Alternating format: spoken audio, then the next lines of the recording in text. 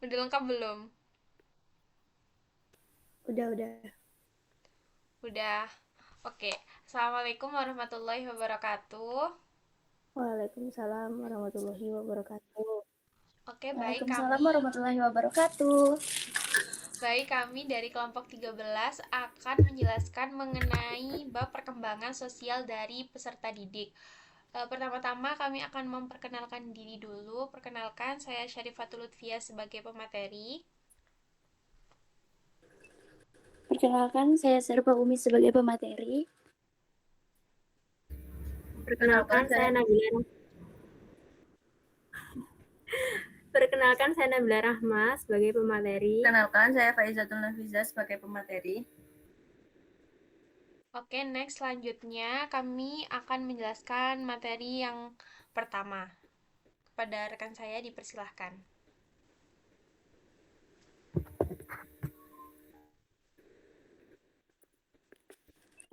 Yang pertama, apa itu perkembangan sosial? Berdasarkan perkembangan sosial adalah proses sepanjang hayat yang dialami oleh individu sejak masa kanak-kanak hingga dewasa. Nah, proses ini melibatkan kemampuan memahami orang lain seperti social understanding, mengelola emosi dalam hubungan sosial, serta membangun perilaku yang dapat diterima oleh lingkungan. Next.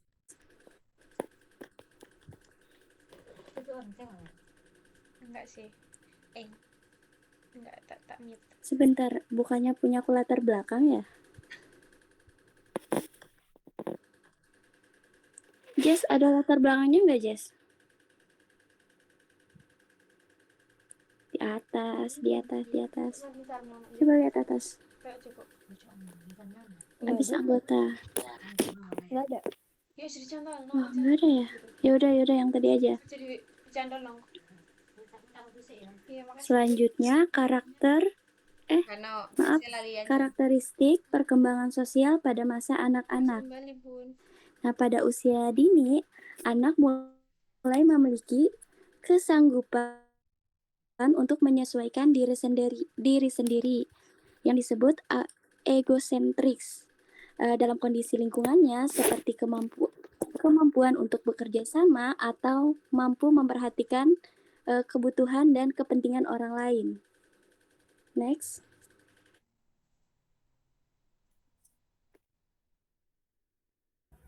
Selanjutnya ada karakteristik perkembangan sosial pada masa remaja.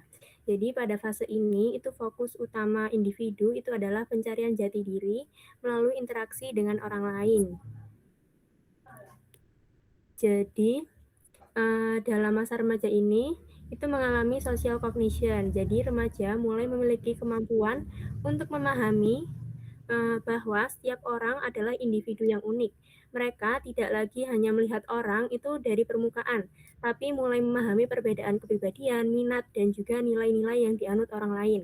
Selain itu, pada masa ini itu juga mengalami conformity. Jadi ini itu adalah aspek yang sangat dominan. Remaja memiliki kecenderungan kuat untuk pada tekanan kelompok.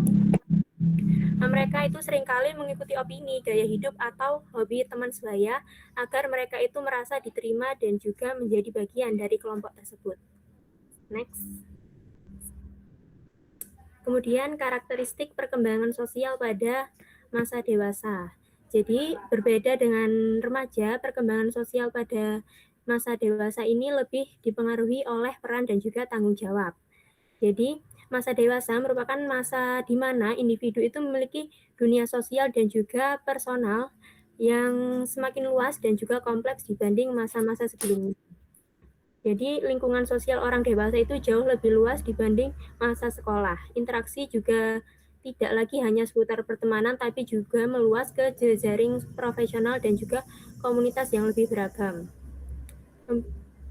Kemudian juga mengalami kematangan emosional. Jadi interaksi sosial di masa dewasa itu cenderung lebih stabil karena didasarkan pada pengalaman hidup yang telah dilalui.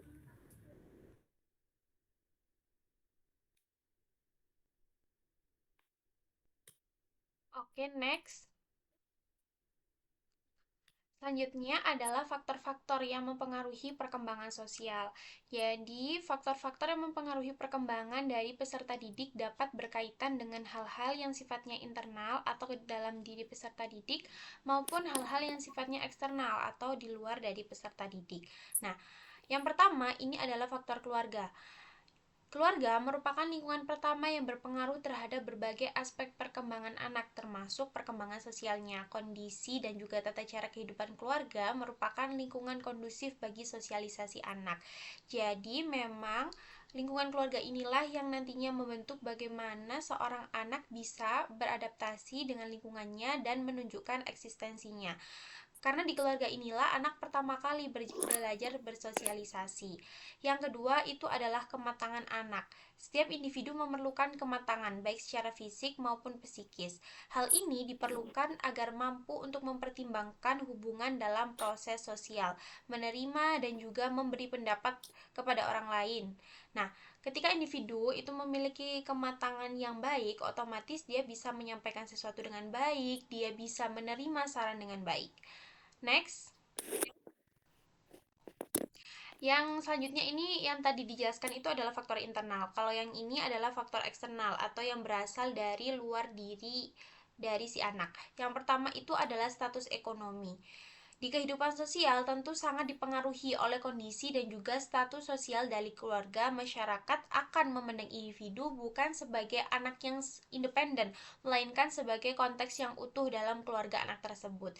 Jadi di masyarakat itu, anak itu tidak hanya dilihat sebagaimana, oh ini loh aku, oh ini loh dia, tapi pasti akan dilihat bagaimana sih keluarganya. Jadinya orang itu ketika individu memiliki latar belakang keluarga yang baik, otomatis masyarakat juga akan memandang individu itu sebagai baik karena merupakan bagian atau kesatuan dari keluarga tersebut. Selanjutnya adalah pendidikan. Pada proses pendidikan, guru itu berperan penting untuk mengenalkan perilaku dan juga norma sosial yang baik.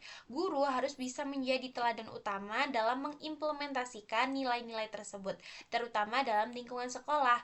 Pendidikan juga mengajarkan norma dalam kehidupan bermasyarakat dan bernegara yang sifatnya lebih luas dan kompleks. Nah, di ranah pendidikan ini, anak itu terbentuk secara kognitif, afektif, maupun psikomotorik. Nah, di pendidikan yang menjadi atau yang memiliki peran paling sentral itu adalah guru. Guru harus menjadi teladan utama di sekolah.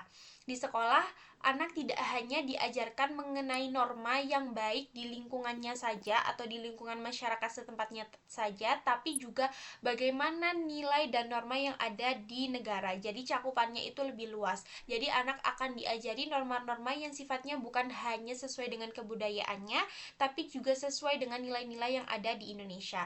Selanjutnya itu adalah kapasitas mental, emosi, dan juga intelijensi. Jadi kemampuan intelektual yang tinggi, kemampuan berbahasa yang baik, dan juga pengendalian emosi secara seimbang sangat menentukan keberhasilan dalam perkembangan sosial anak. Sikap saling pengertian dan juga kemampuan untuk memahami orang lain merupakan modal utama dalam kehidupan sosial dan akan mudah dicapai oleh remaja yang berkemampuan intelektual yang tinggi. Nah, kenapa di sini dijelaskan mengenai kapasitas mental, emosi, dan juga intelijensi?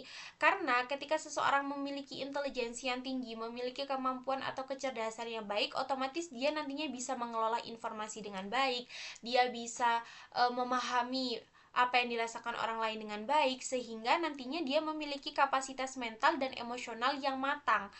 Jadi dia mampu gitu bersosialisasi dengan baik, bagaimana dia tuh memahami orang lain, bagaimana dia ingin dipahami orang lain namun menyampaikannya dengan bahasa yang baik. Begitu. Next.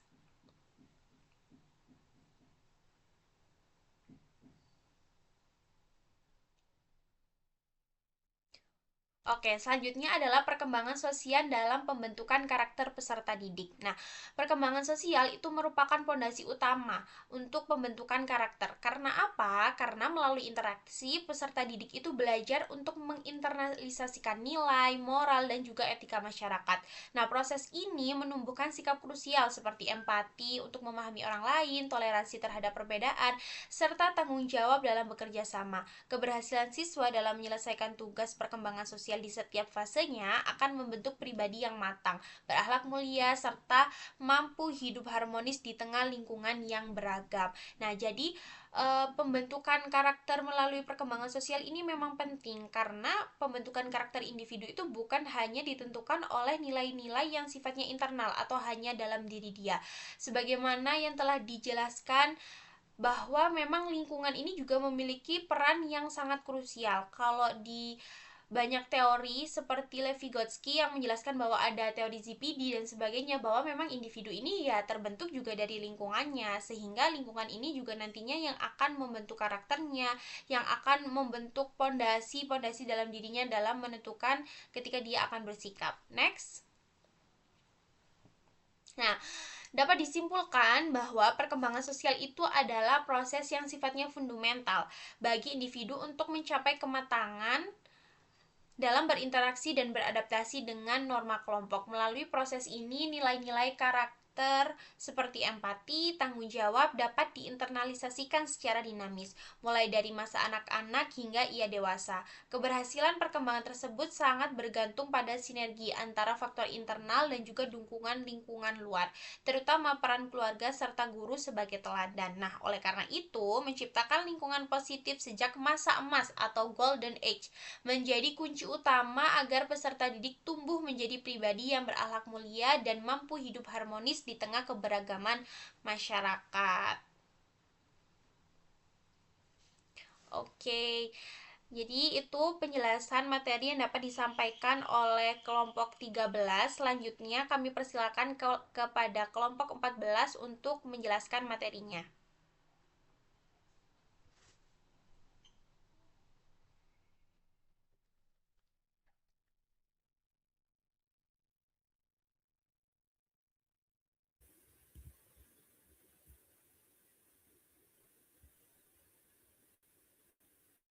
Baik, Assalamualaikum warahmatullahi wabarakatuh. Waalaikumsalam warahmatullahi wabarakatuh. Di sini kami sebagai kelompok 14 ingin mempresentasikan tentang perkembangan sosial peserta didik sebagai kelompok pembanding. Sebelum itu kami memperkenalkan terlebih dahulu. Nama saya Jessie Melia. Saya Rizka Yakob.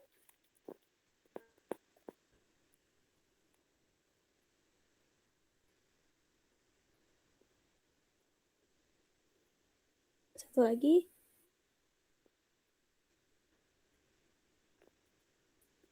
Ya, satu lagi Amalia Nur Rahma ya. Nah, di sini unsur-unsur dalam perkembangan sosial. Unsur-unsur perkembangan sosial adalah proses belajar manusia untuk berinteraksi dan menyesuaikan diri dengan lingkungan sekitarnya. Ini adalah poin-poin penting.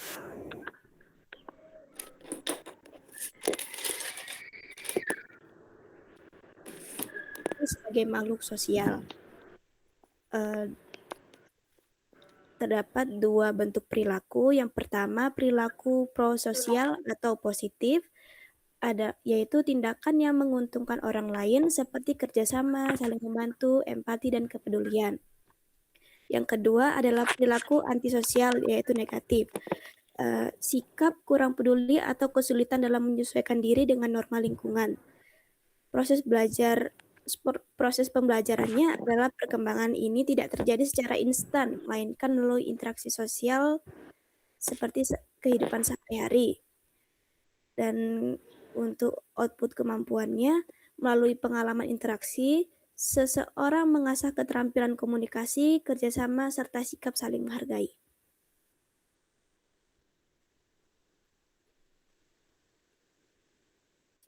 Selanjutnya dijelaskan oleh rekan saya.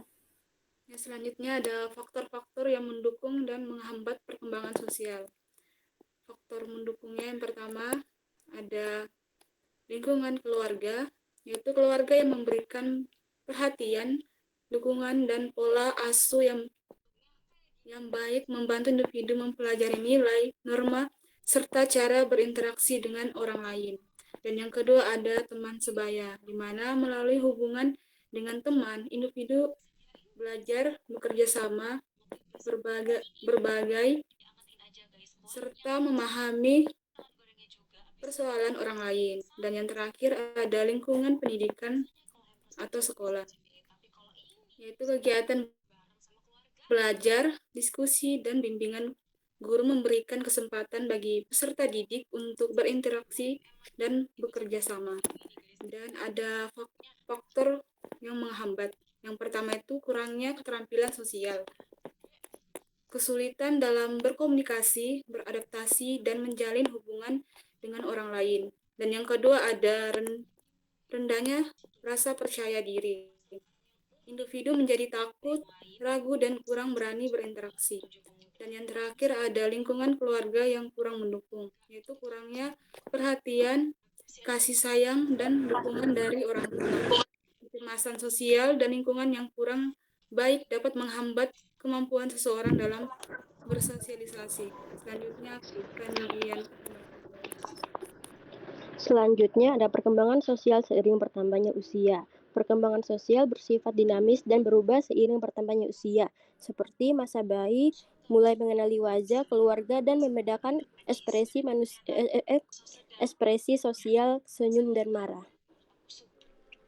Selanjutnya ada masa anak di usia 3 sampai 11 tahun, mulai bermain dengan teman sebaya dan bekerja konsep berbagai serta internal. Memahami aturan-aturan sederhana dalam kelompok atau permainan. Munculnya rasa empati dan kemampuan untuk melihat sudut pandang orang lain. Selanjutnya ada masa remaja yang usianya 12 sampai 18 tahun. Yang pertama, mencari hubungan dengan teman sebaya menjadi jauh lebih penting daripada hubungan dengan orang tua. Yang kedua, mulai mencari jati diri dan kelompok yang sesuai dengan minat atau nilai pribadi. Yang ketiga, mampu memahami hubungan yang lebih kompleks, termasuk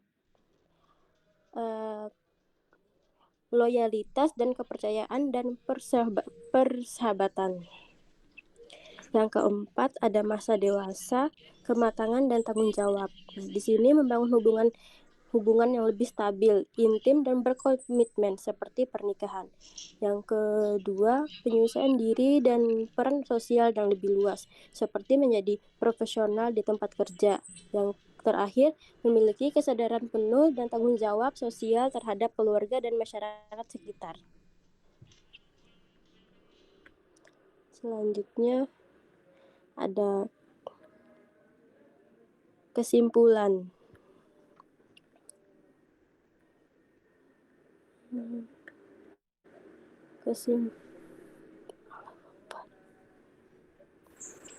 Baik, disimpulkan dari kelompok kami, yaitu perkembangan sosial merupakan proses bertahap individu dalam belajar berinteraksi dan menyesuaikan diri dengan lingkungan yang berkembang seiring bertambahnya usia. Mulai dari masa anak-anak hingga dewasa, proses ini dipengaruhi oleh faktor internal serta dukungan lingkungan eksternal seperti keluarga, teman sebaya, dan sekolah.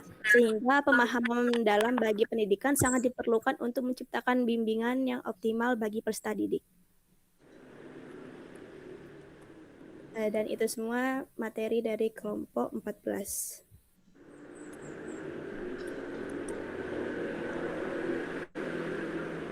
Oke, baik.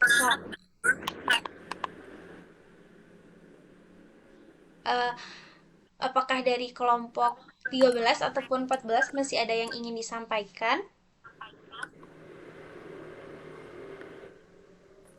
Cukup ya? Cukup. Oke, baik. Sekian presentasi dari kelompok 13 dan 14. Kurang lebihnya mohon maaf. Wassalamualaikum warahmatullahi wabarakatuh. Waalaikumsalam Waalaikumsalam warahmatullahi wabarakatuh.